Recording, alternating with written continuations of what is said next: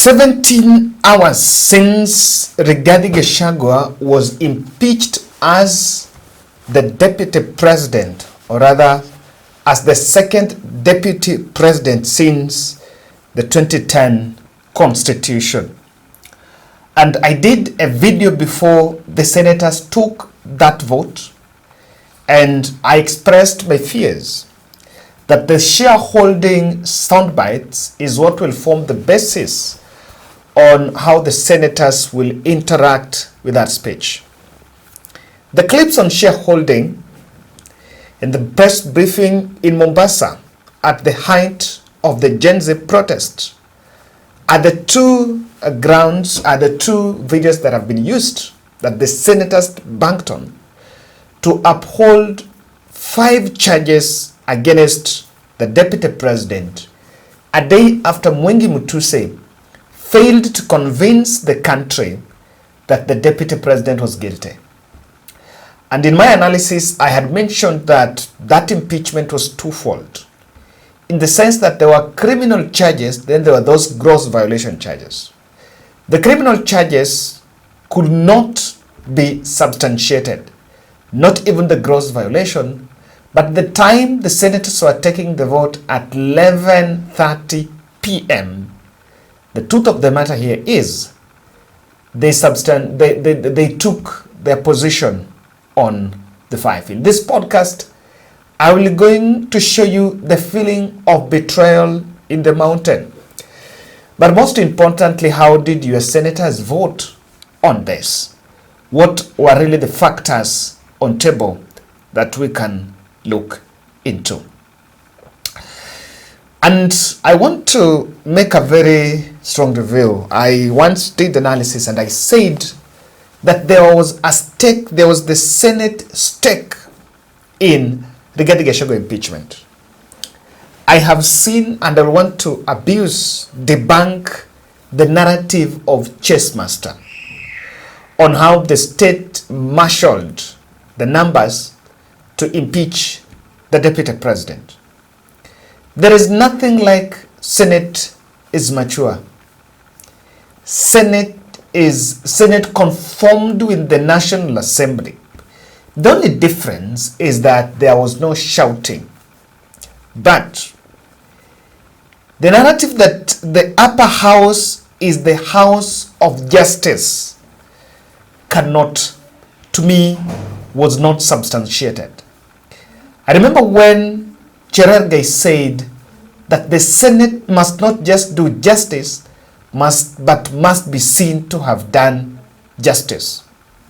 I can tell you the Senate conducted itself with a significant level of decorum. But the moment Rigathi was reported to have been hospitalized, it was great disappointment to see men and women that are representing different counties ridicule and trivialize. And that was led by my governor, James Orengo, trivializing the sickness of the deputy president, then deputy president Rigathi. I remember in 2014 when Otieno Kajwang died, when he had the cardiac arrest in the evening, the afternoon, the same day, he was in the Senate. Only later in the evening, to be pronounced dead. I found it absurd that despite of a natural feeling and the fact that they still had 2 days to debate and make a determination on the case, the Senate had to proceed. And I can tell you everything was scripted to be so. You can see the level of rush that they have on this impeachment case. The point of sanity to me was not, or rather is not, substantiated. I want to look at this kid. And immediately after they impeached the deputy president, I paid attention to what was happening in the country. And if you compare what happened in March 2022, not March, May 2022, and what happened in October 2024, there is a lot of difference.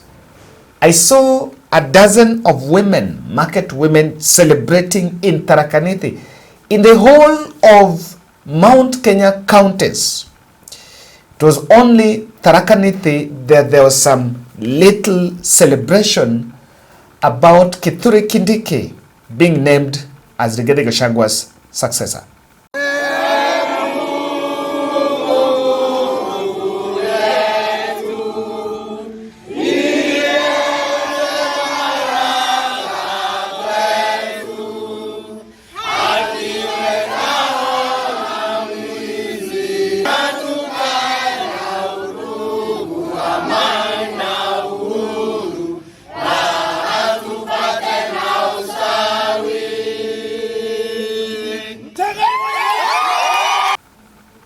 Now,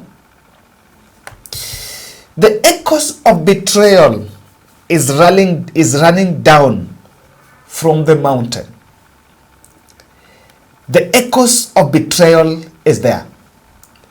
And I think the greatest predicament of Rigathi Gachagua impeachment, especially on the side of William Ruto, is how to pacify the ground, the voting populace that were inclined, that supported Ruto Rigathi ticket, that the decision to change the deputy at this critical moment was informed by a bid to do good for the country.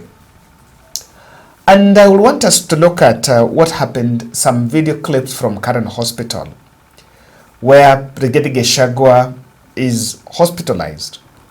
Let's listen into a couple of speeches by leaders there, Malala, Wamushomba, Ngunjiri, and I think even there's a new team visited the Deputy President. It's very unfortunate that the Deputy President is overwhelmed. And I guess that's why he's here, because he's completely crushed. We've not been able to have any conversation with him or even to see him properly, because we came in when the doctors were at it. And therefore we may not be able to talk about his medical status right now. But I'm sure you have heard from even the people who saw him come in. Things were a little bit heavy on him. Yeah, so we just came here to just support the family and support his workers, his support staff. They are really crushed, and we are hoping and praying that he's going to come out of it. You don't sit in the Senate, but you've just seen what has happened in the Senate. Maybe a sentiment on this as the Deputy President is still in this facility. It's quite unfortunate that politics has pushed us to the extent that we no longer respect life or dignify life. Because I thought the honorable thing that Senate should have done is to allow the Deputy President to get himself up and continue with the process. But if the Senate has decided that they really do not give weight to the human defeat of the process, then I think we have a lot to rectify in this country. It's very I don't want you to refer to the Constitution. I want you to refer to your heart. Have you become this heartless, Mr. President? Have you become this heartless to a sense that your Deputy President is sick, but you're still fighting him down? Mr. President, we helped you, we fought for you to become president. We never knew that you'll become this man who does not care about his friends. You had the opportunity to even talk to the Senate, because they have up to Saturday. But you decided to fight a sick person. You decided you'll be the last person who will kill the aspirations of our Deputy President. We want to tell you, we leave you to God. We are here. The family is here crying. As friends, we are here empathizing with the Deputy President. But you are not being moved. The person who was stripped off his cloth before his family to make you president is now here at Karen Hospital, sick, but you're still fighting him down. What kind of a human being are you, Mr. President? What heart are you made of, Mr. President?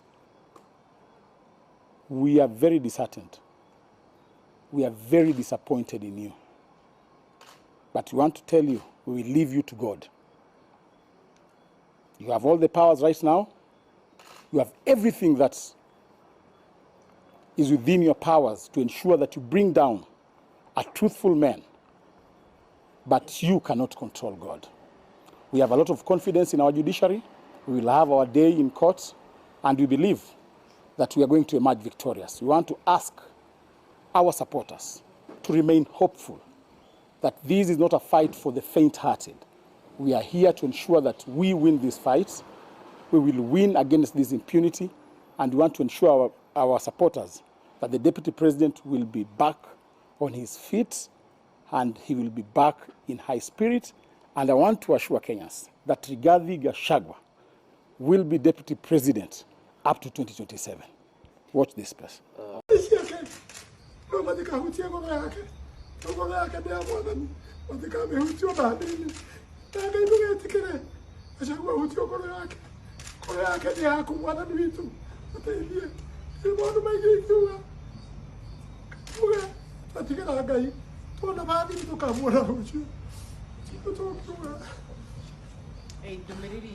I can tell you that you cannot, the law of natural justice demands that no person, man or woman,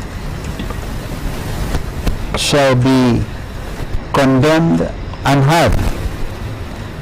And it was over, Senior Counsel Paul Mwite, leading a very strong team, were able to argue with regard to what the Constitution at Article 145, 5B says. Before the vote, before the Senate took the vote, they could only do so after affording an opportunity to Deputy President to defend himself. There are other arguments, of course, by Senior Counsel Jim Orengo and Tienda Molo on the other side, and Gumbe. Yeah, so we respect all of that. But truth be told, this whole thing smacks of injustice, gross injustice, political manipulation, and all of us know this is a political trial. And therefore, once again, we want to thank the senators who stood firm.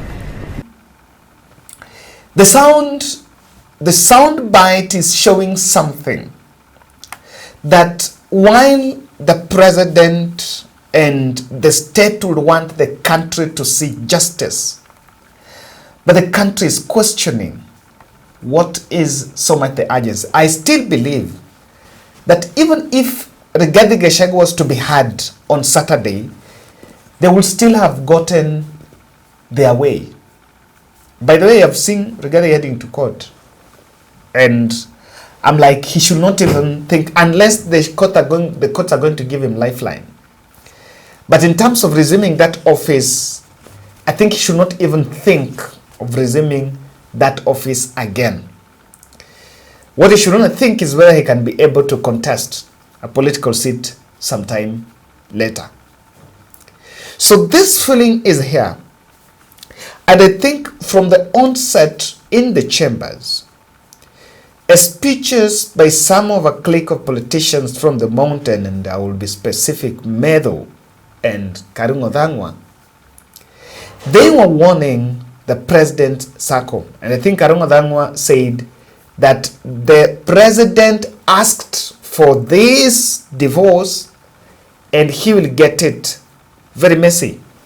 A statement that personally a section of senators did not appreciate. And I saw his narrow counterpart, Ledama Olekina, raising some issues with the fact that Mount Kenya is on target. Or the advocates that are on record for the National Assembly. And Honorable Speaker, I am actually quite surprised that one of the advocates who appeared to represent the National Assembly tells us that the Honorable Mwengi Mutise, his was only to allege. This is not a trial. He didn't have to substantiate. He only needed to allege, and out of the allegation, then it should be carried, and we need to remove Honorable Deputy President from office. Honorable Speaker, looking at the evidence that the Honorable Mwengi Mutuse put in his motion, and the cross-examination that was here, the evidence that he brought to the House, he had 22 companies that he had listed, and when questions were running to him, what problem do you have with the company number one? I don't have a problem with it. Maybe you will have a problem in future, but the Deputy President must be removed from office. What do you have what problem do you have with company number two? I don't have a problem with it, but it might have a problem in future, and the Deputy President must be removed from office. And he kept telling us, I don't have a problem with the next one, the next one, the next one, the next one, but the Deputy President has to be removed from office. Honorable Speaker, I posed a question to the Honorable Mwengi Mutuse. He alleged that the Deputy President has a dairy farm in Nyandarua County. The fairest thing, or the least that anybody would do to such an accusation, you need to tell us where in Nyandarua is this land. At least remotely tell us what is the title number, so that even if, as the area senator, if I want to verify that indeed the Deputy President has a dairy farm in Nyandarua, there is something that I can look at. Honorable Speaker, he said, I don't know, but the Deputy President has to be removed because it is time to remove the Deputy President. On the question about Meru, where is the title number? I don't have it, but the Deputy President has to be removed from office. His wealth is 5.2 billion. Have you done a valuation? I don't have a valuation. I don't have a valuation. I don't mind. The Deputy President has to be removed from office. There is no evidence that I have in record. I don't mind. The other funnier question that we had, Honorable Speaker, is that the Deputy President has an allegation of insubordination, and the insubordination can only be sanctioned by the immediate supervisor of the Deputy President. The immediate supervisor of the Deputy President is the President. Is there any affidavit that the President has complained that there has been insubordination by his own deputy? Nothing. But the only thing that I would want to hold on to on this particular allegation of the Deputy President having been alleged to have insubordinated his immediate supervisor. Since this motion of impeachment started, we have not had any comment from the President, either saying what has been alleged by Honorable Mwengi Mutuse is true or not true.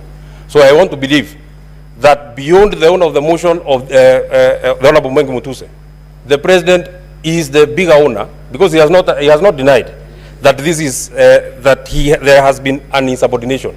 And my comment would be this: this divorce that the President is looking for, you shall get it, but it will be painful, it will be hurtful, it will be catastrophic, it will have casualties. At the final vote that will be casted today, we might be the first casualties, but the casualties of today are not necessarily the casualties of tomorrow. And out of the vote that shall be taken, I'm speaking to our partners in the coalition and the other people who are here from ODM and the other parties. This vote that you shall take today, it is not in vain that the senator for Nyandarua, it is not in vain that the senator for Kiambu, it is not in vain that the senator for Murang'a, it is not in vain that the senator for Laikipia, it is not in vain that the senator for Kirinyaga, with strict instructions from the people who elected this government, have told them to come and oppose the motion that is on this floor of the House. Honorable Speaker, I'm being disrupted. The point that I wanted to make is, it is not in vain that we have been instructed not to sanction this divorce. But if it comes, we shall take it in our strides. I want to tell the people who are here, the vote that we shall cast here, we shall not put it in our minds.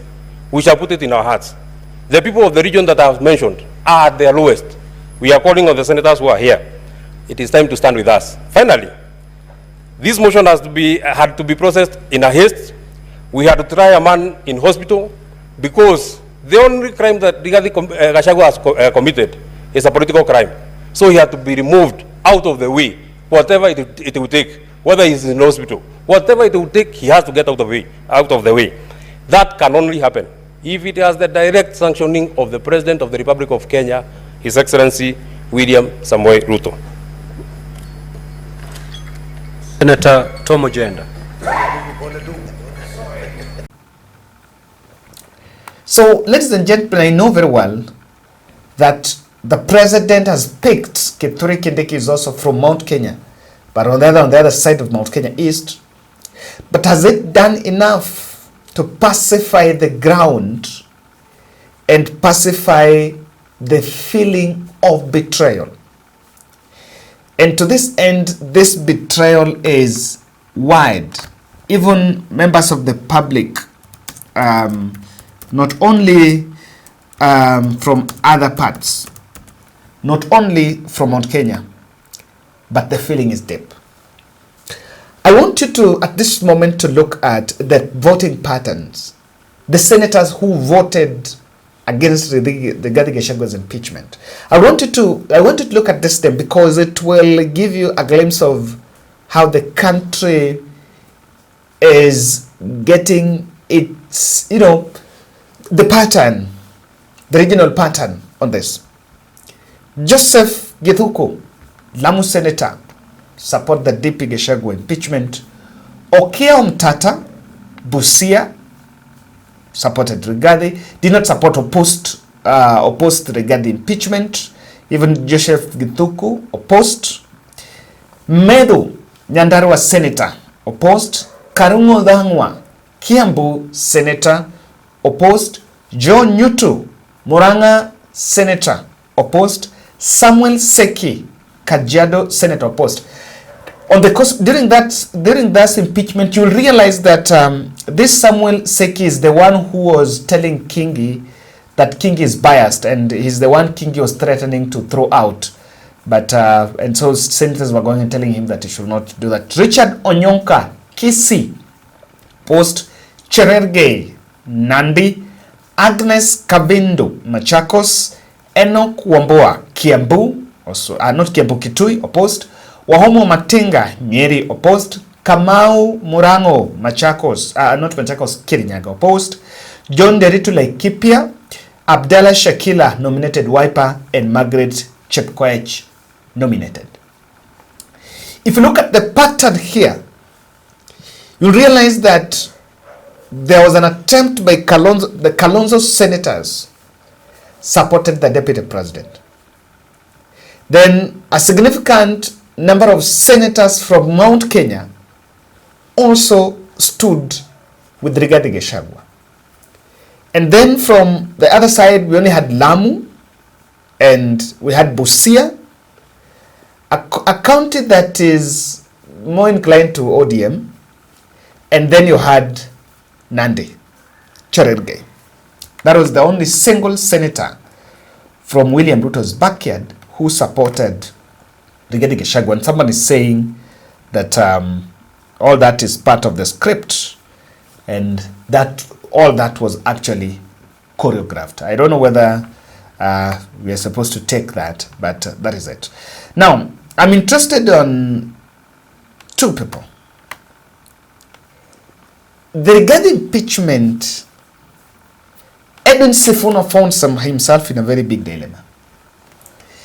Of course, he really waited for the governor, Sakaja, to appear in Senate, and Sakaja did not appear.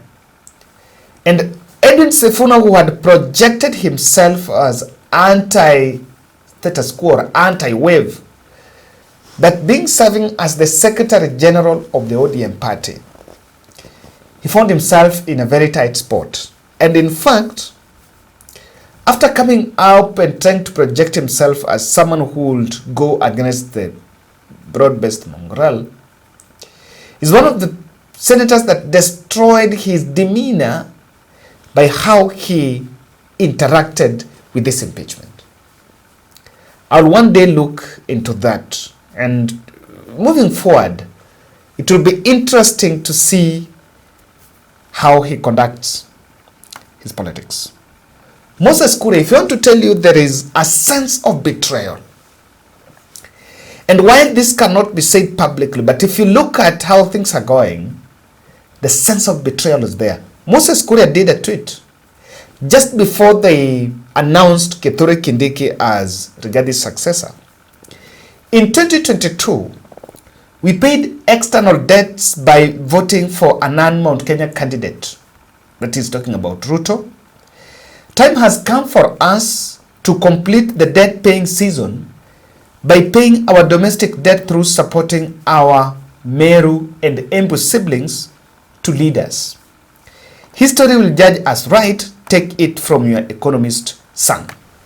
If you're a political observer, you'll agree that the tone of that tweet by Moses Kuria is beseeching the Mount Kenya Central, Kiambu, Murang'a, Kirinyaga, Nyeri, that while you feel betrayed that we've taken away that deputy president slot from us and taking it to the east, let us embrace the other side to lead us. And that is a tweet to pacify guilt. Someone is feeling guilty that we have not taken it. I think one of the very agonizing thing about this tweet is Rigathi Gachagwa's impeachment motion was anchored on ending tribalism and probably tried to promote meritocracy. But it will be so absurd, and it is very absurd, that what Moses Kuria is advancing here is not advancing Kindiki based on meritocracy, but still on the tribal debt-paying narratives. That is the ground. So, and that is why, while we want to believe that the tribalism has gone, so long as we still continue being dishonest, then I'm so sure we'll get it wrong. Why the betrayal feeling is still patched, the betrayal claim is still patched on William Ruto's face. He'll have to work with this patch until 2027. He will have to work with this. Even if he keeps quiet, but from the moment he speaks, because when election comes in 2027, when he will be telling the country to give him second term, he will have to defend and explain to the country about Kindiki bid, about Kindiki as his running mate. Why the betrayal pitch is on William Ruto's face. A significant number of the population, a significant percentage of the population understands and appreciates that some of the utterances that Rigathi Gachagua made did not conform to the national values of the country. But again, as a principal assistant to the president, and as a man who just risen to the deputy president, it is a bit shocking that even senators, when you play those clips of shareholding, you'll begin to realize that they are around some events where Rigathi Gachagua spoke about shareholding in front of President Ruto, UDA senators and members of parliament.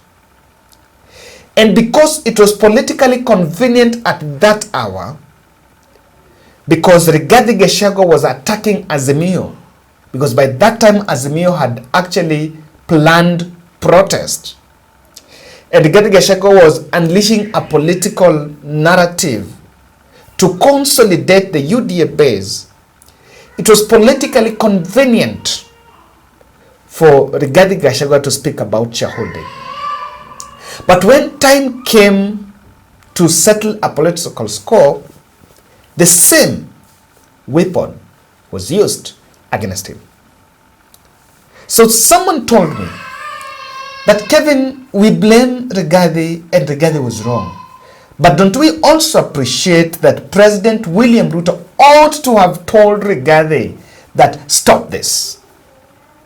And if Rigathi was told stop, the last time that Rigathi spoke about shareholding was a year ago, somewhere in October last year. So he stopped. But even despite of him being called out and he stopped it, we still picked it and used it against him. So someone, we appreciate the fact that Rigathi was guilty on this. But Ruto cheered these political blunders because at that point it was politically convenient. Number two, the Rigathi removal stemmed from toxic Mount Kenya succession politics. If you listen to the speeches by Kimani-Ichung'wa, Kimani-Ichung'wa is chest thumping that if I was able to deal with Uhuru Kenyatta, who is Rigathi Gachagua, so just like the same way I dismantled Uhuru Kenyatta, I will dismantle Rigathi Gachagua. But before he knows, William Ruto will dismantle Kimani-Ichung'wa. The day an agreement will be arrived at that the majority leader is going to come from Raila's side because of broad-based is the day that Kimani-Ichung'wa won't believe.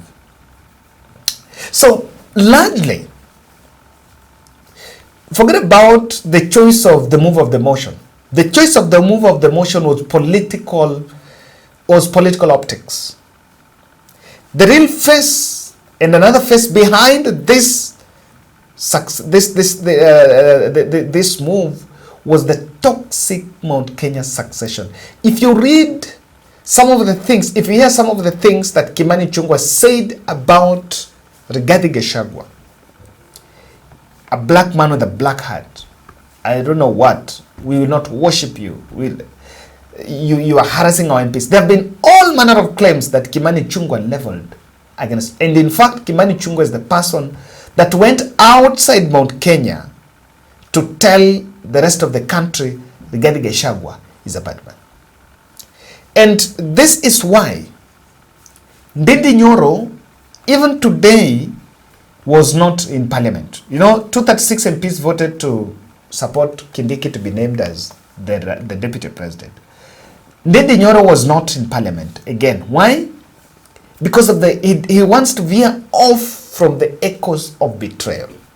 It is deep, running down, and someone was telling me that there's some significant number of the voters that feel hurt.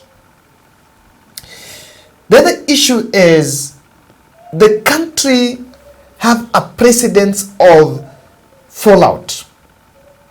And some people ask, Ruto, you fell out with Uhuru Kenyatta. Uhuru Kenyatta had Raila Odinga, but Uhuru Kenyatta never thought of expulsion. Now you have Raila Odinga and you fall out with the deputy. Why are you impeaching your deputy? If Uhuru Kenyatta never impeached you. Uhuru Kenyatta also had the numbers when he was Raila. The state machinery. And someone is saying about Uhuru Kenyatta would have jailed him. And even if so, he also had that machinery. But he didn't take that direction.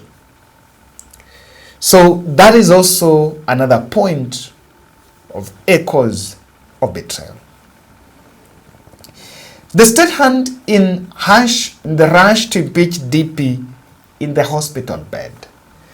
Kenyans are emotionally attached when they hear someone is sick, because you never know.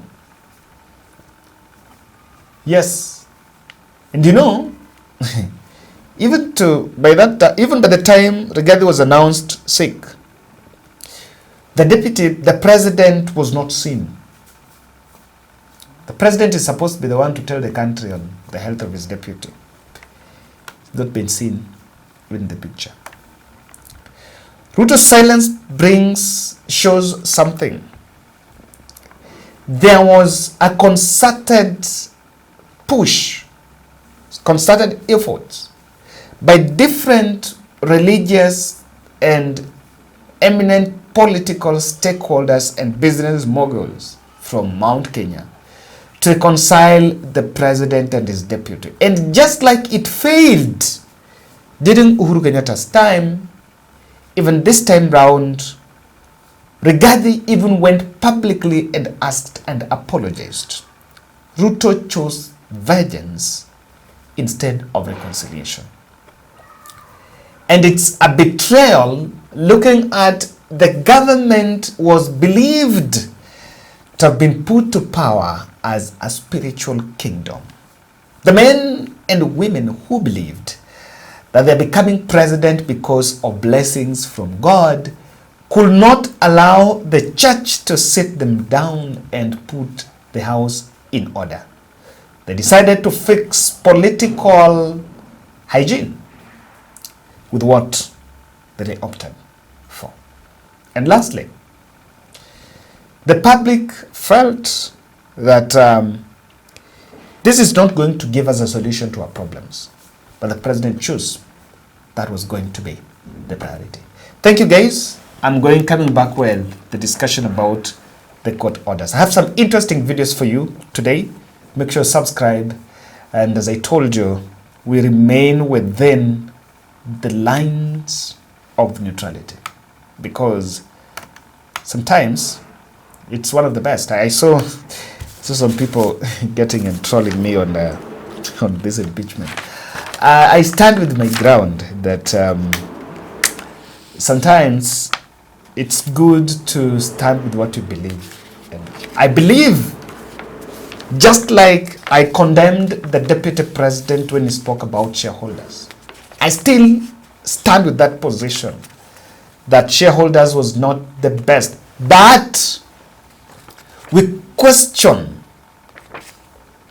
the process, the justice served in it. And to the best of my knowledge, this was not a priority to the country. Vengeance and the politics of revenge cannot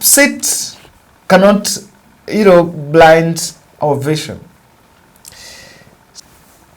That needs to be reminded, that while we want to appreciate and complain that Rigathi called Raila names, and that's why he deserves this, I don't know how Rigathi impeachment gives justice to Kenyans who were killed in 2023, and William Ruto and Raila Odinga sit down every day. I've never heard of Raila talking about justice for those killed by the bullets of the state.